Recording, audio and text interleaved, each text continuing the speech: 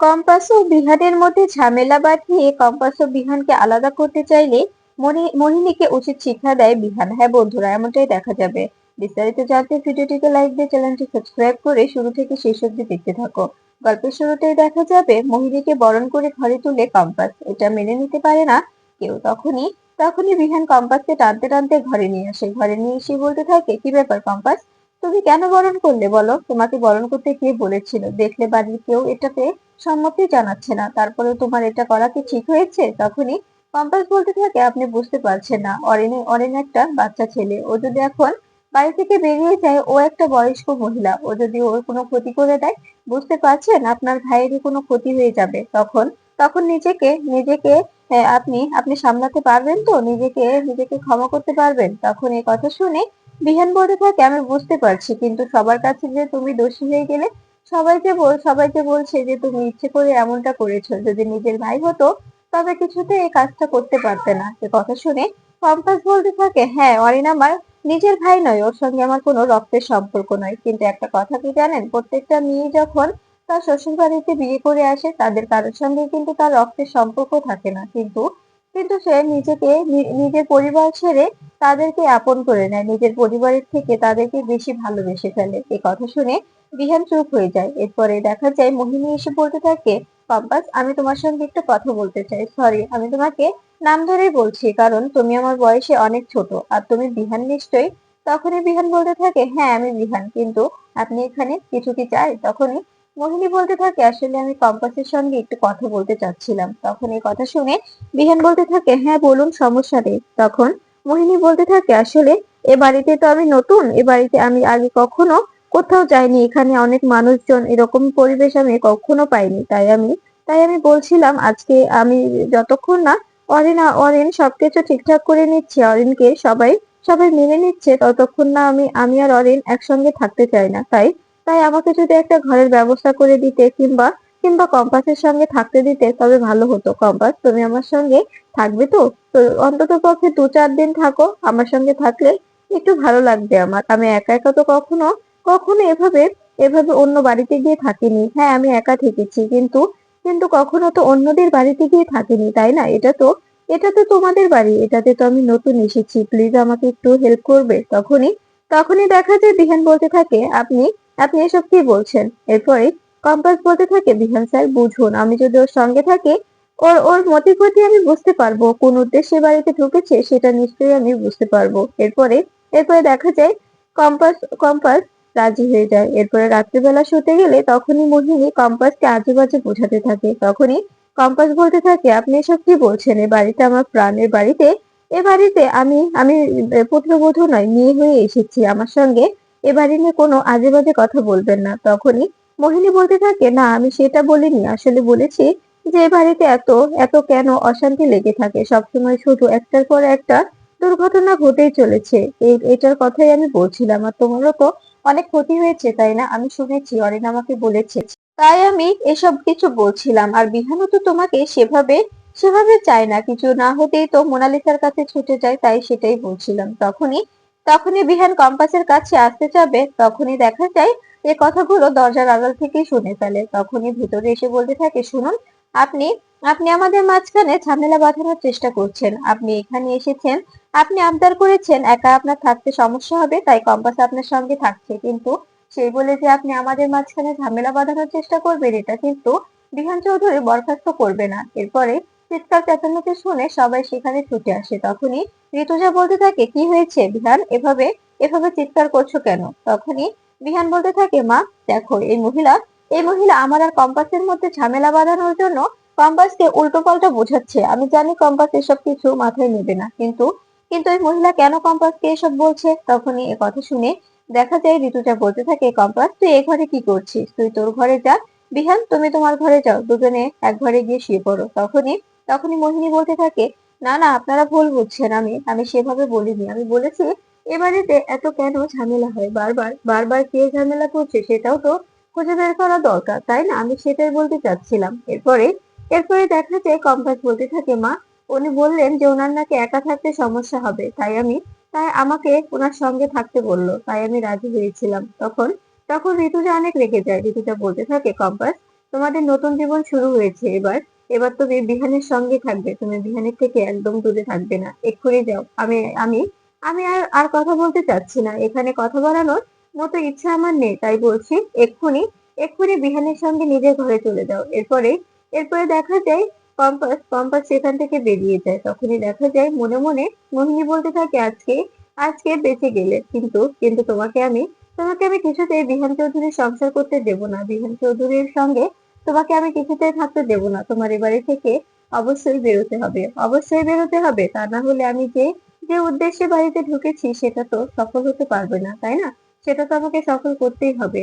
এরপরে এরপরে দেখা যায় বিহান কম্পাসকে ঘরে নিয়ে এসে বলতে থাকে, কম্পাস, তুমি কিন্তু ওই মহিলার সঙ্গে একদম মিশবে না, আমার কিন্তু মোটেও পছন্দ হচ্ছে না ওই মহিলাকে। সত্যি অরিন কি বুঝেছে এরকম একটা মেয়েকে বিয়ে করে আনলো, বুঝতেই পারি না। ও যদি আমাদের সবার সামনে ডিসিশন নিত, আমাদের সবার সামনে কথা বলতো, তবে হয়তোবা আমরা আমরা নিজেরাই খুঁটিয়ে দেখতাম। এরকম হলে কি আমরা কখনো বিয়ে করাতাম? তখনই কম্পাস বলতে থাকে, এই কারণেই এ কারণে ও জানায়নি। ও ভেবেছে যে এরকম একটা মেয়ের সঙ্গে যদি আমরা ওর বিয়েটা না দিই, তাই ও আমাদের না জানিয়ে একাই বিয়েটা করে ফেলেছে। তখনই দেখা যায় এদিকে অরেন ভাবছে, আমি আমি কি করলাম? একমাত্র মোহিনীর কারণে আমি আমার পরিবার থেকে এতটা দূরে চলে গেলাম। আগে পরিবারটাতে আমাদের সবাইকে কত সুন্দর হাসি ঠাট্টায় মেতে রাখা হতো, আর এখন সবকিছু এলোমেলো হয়ে গেল, কেউ আমার দিকে তাকাচ্ছেও না। দিদি ভাই, ও তো আমাকে অনেক ভালোবাসতো, কিন্তু ও তো আমার কাছে আসছে না। সবসময় আমরা দুজনে একসঙ্গে থেকেছি, একসঙ্গে সবকিছু করেছি, কিন্তু এখন এখন কি করব আমি?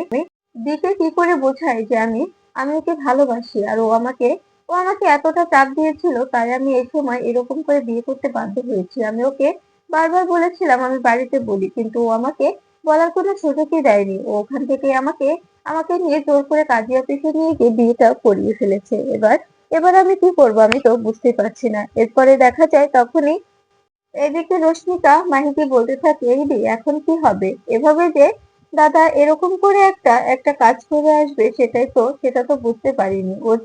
ও যে এতটা নিচে নামতে পারে সেটা কখনো জানা ছিল না। ও রুচি বলতে এরকম একটি মেয়ে, এটা কি কখনো মানা যায়? তখনই মাহি বলতে থাকে, আমি আমি আমি ওর সঙ্গে থেকেই বুঝতে পারিনি। তুই কি করে বুঝবি রশ্মিকা? তখন রশ্মিকা বলতে থাকে, কেন, তুই আর দা তো সবসময় একসঙ্গে থাকতি, তাই না? তবে কেন বুঝতে পারলি না? তুই তো বোঝার চেষ্টা করতে পারতি। ও যখন সবসময় ফোনে কথা বলতো, ওর ওর চলাফেরা তোর সন্দেহজনক লাগতো, তখন তো তুই নিজেকে নিজে প্রশ্ন করতে পারতি, তবে তার আজকে এরকম হতো না, তাই না?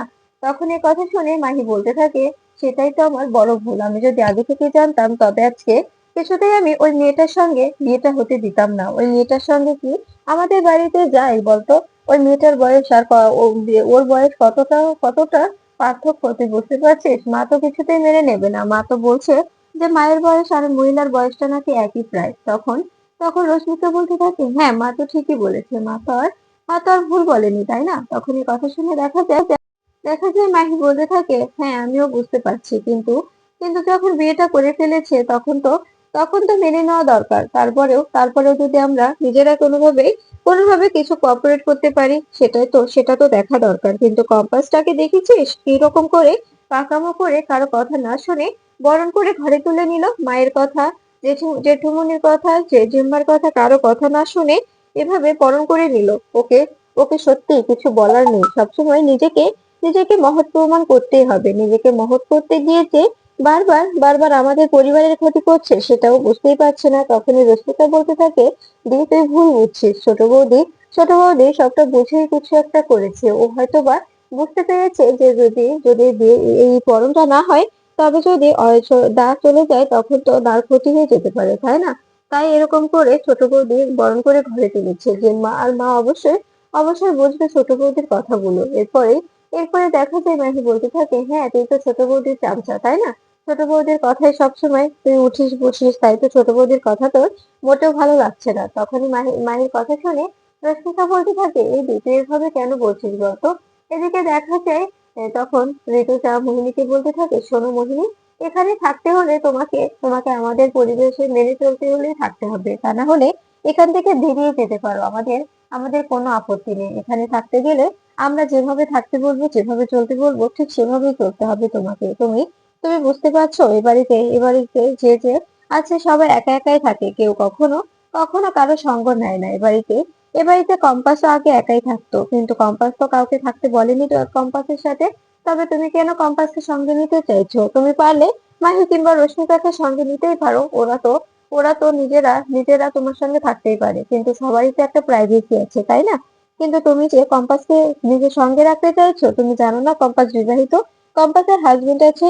এটা কেমন কেমন ব্যবহার বলো তো?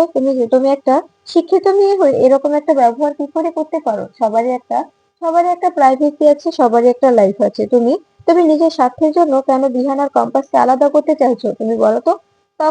তখনই মোহিনী বলতে থাকে, হয়েছে।